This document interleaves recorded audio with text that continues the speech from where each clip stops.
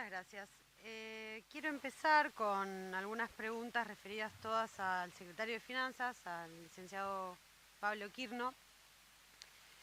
En primer lugar, una aclaración que me parece importante preliminar sobre el Fondo de Garantía de Sustentabilidad, para que no solamente lo analicemos como muy bien todos, la verdad que celebro que todos los diputados y diputadas, descuento los de nuestro bloque, pero que de otros bloques y de otros partidos políticos planteen la preocupación por la transferencia del fondo al Tesoro y todo lo que el fondo contiene, ¿no? Y es una preocupación loable, pero además el Fondo de Garantía de Sustentabilidad tiene un fundamento que hace a la estructura de todo el sistema previsional argentino, que es universal, que es de reparto y que es de solidaridad intergeneracional. Si se afecta el Fondo de Garantía de Sustentabilidad, se mata al sistema universal de reparto y de solidaridad intergeneracional, que es el sistema previsional argentino. Porque el Fondo de Garantía de Sustentabilidad no solamente, primero que obviamente no está pensado, esto lo quiero aclarar porque parece que estaría pensado para pagar jubilaciones y pensiones o cualquier otro tipo de prestaciones que emanan del ANSES.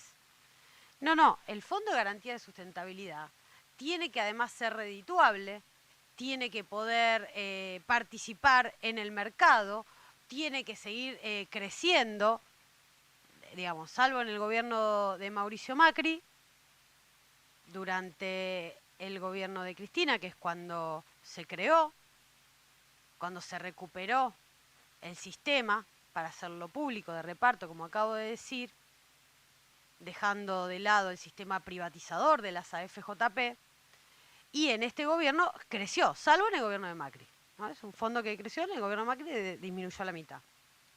Pero si se ataca este fondo, se le da un disparo en el corazón del sistema, a pasitos de volver a las AFJP, porque lo que permite la garantía, por eso se llama Fondo de Garantía de Sustentabilidad del sistema, es lo que le permite al sistema seguir viviendo en su calidad de reparto universal y de solidaridad intergeneracional.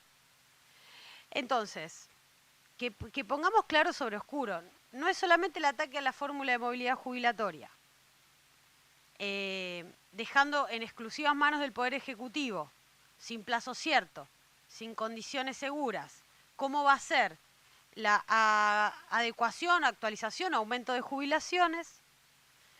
No es solamente el peligro de las acciones que están contenidas adentro del Fondo de Garantía de Sustentabilidad o el pase de mano, la transferencia al Tesoro del Fondo de Garantía, sino que es la destrucción, el comienzo de la destrucción del fundamento del sistema mismo de reparto.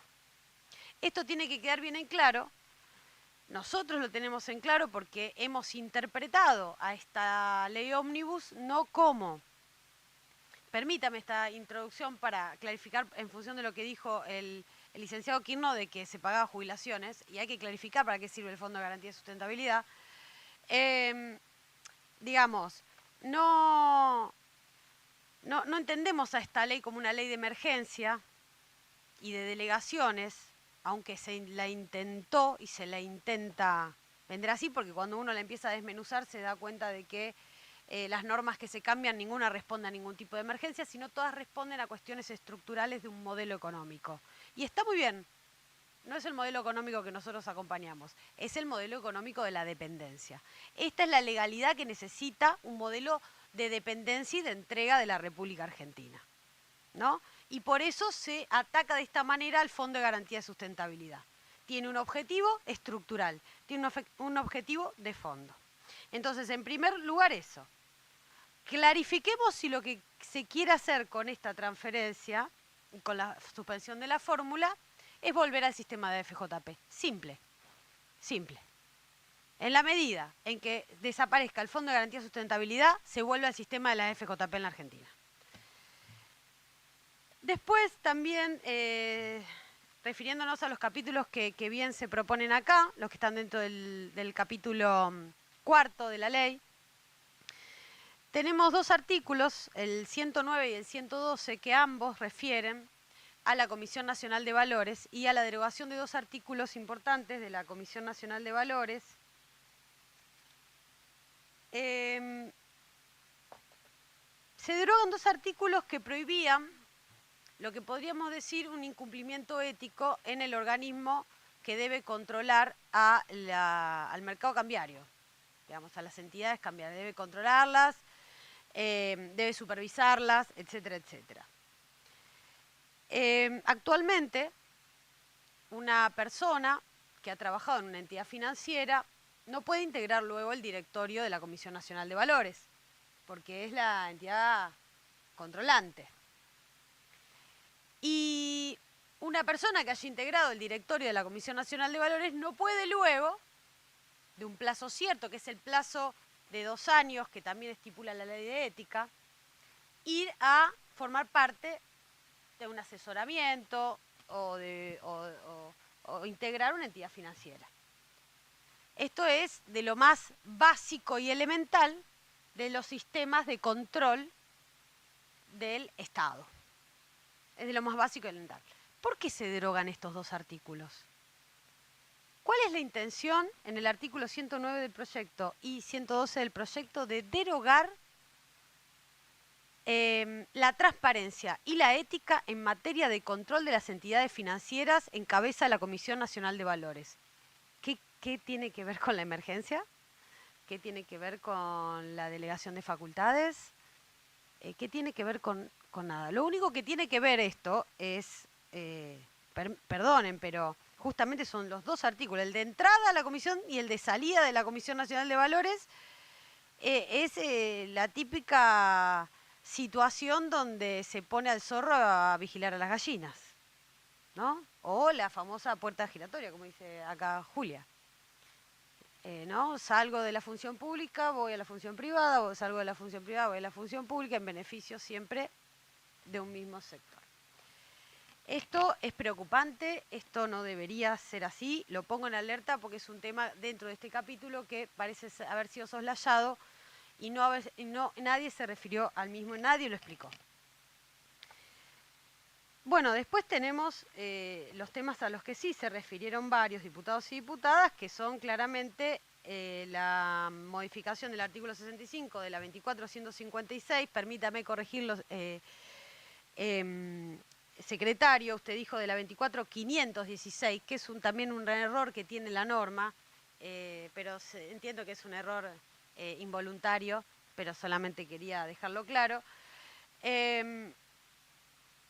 Y claramente también la derogación del artículo 1 de la 27.612 de fortalecimiento de la sostenibilidad de la deuda pública. Y acá no se puede, digamos, dejar de hablar de la deuda, digamos, de la deuda que tenemos en nuestro país. Y efectivamente, el licenciado Quirno fue... Usted corríjame si me equivoco, porque traté de averiguar quiénes eran los funcionarios que iban a venir hoy a exponer. Y fue jefe de gabinete de ministros de Finanzas cuando Caputo fue ministro de Finanzas. Antes había sido también coordinador general de la Secretaría de Finanzas cuando Prat-Gay, digamos, estamos hablando del año 2016, 2017, estamos hablando del gobierno de Macri. Estamos hablando del periodo histórico donde se tomó... un bono a 100 años, una deuda a 100 años, y donde se trajo de nuevo al FMI a la Argentina con un endeudamiento de 57.000 millones de dólares, que después, bueno, solo se percibieron 45.000. Y esto es grave, pero a mí no me llama la atención de parte de un funcionario que fue parte del gobierno que tomó una deuda sin pasar por el Congreso. Ahora, sí me llama la atención, tal vez, por parte del presidente Milei, que consienta que se borre al Congreso de la autorización de la deuda, de la toma de un crédito de la deuda, cuando él mismo fue el que celebró en el año 22, en marzo del 22, que el Congreso discuta la deuda con el Fondo Monetario Internacional. No me llama la atención de los funcionarios de Macri, Pero sí me llama la atención del presidente Milei. ¿Dónde quedó la coherencia o de quién es este gobierno? ¿O de quién es este gobierno? Entonces, borrar al Congreso de la Nación está muy lejos de la promesa de campaña de borrar al Banco Central. Acá se está borrando el Congreso de la Nación, no al Banco Central. Y por otra parte, ya se dijo bien antes, el problema de los montos, los plazos y los intereses más gravosos que se van a poder tomar, lo único que hace, teoría de los actos propios, es desnudar la intención de una deuda más gravosa para la Argentina, ¿no? De una reestructuración de deuda más gravosa para la Argentina. Dicho esto, quisiera también preguntar, ya que ayer hubo una reunión con el staff del FMI, con sus equipos técnicos, como se les dice, ¿de dónde va a salir la reducción de los gastos para llegar al 2% del superávit? ¿Cuáles son los gastos que se van a tocar? ¿Están contenidos en esta ley? ¿Tiene que ver con el Fondo de Garantía de Sustentabilidad? ¿Tiene que ver con el pase a disponibilidad en un sistema casi dictatorial que también contiene esta ley de los empleados públicos? ¿Con qué tiene que ver la reducción de gastos? Claramente quisiera saberlo. Y otra pregunta también. A ver, la inflación. No, si se está planteando también el Fondo Monetario Internacional, esto también se dijo ayer, un 2% de devaluación mensual.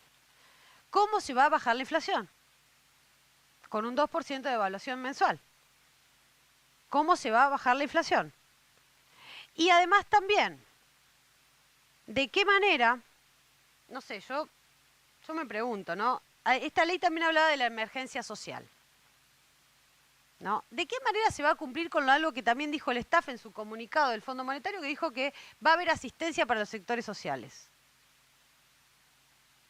¿Qué asistencia va a haber para los sectores sociales? Si, no sé, un paquete de azúcar está a 1.500 pesos. Un sachet de leche, 760, 800 pesos. Y el salario mínimo vital y móvil, 150.000 pesos. ¿Qué asistencia va a haber para que realmente los sectores sociales puedan comer, alimentarse y ya ni les digo de por lo menos tener una vida digna? Simplemente poder comer, poder llenar la panza. Muchas gracias.